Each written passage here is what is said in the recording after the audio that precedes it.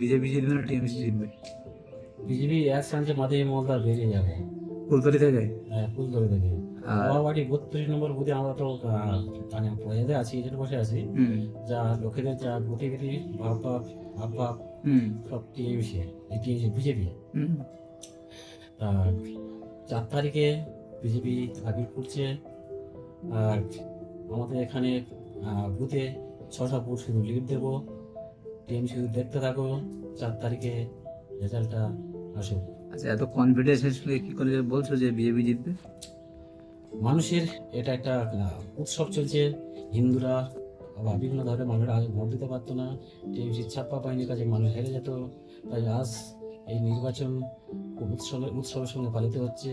মানুষ তার নিজের ভোটটা নিজে দিতে পারছে। এই আত্মবিশ্বাস নিয়ে এই কথা বলা হচ্ছে যে বিজেপি জিতে যাবে।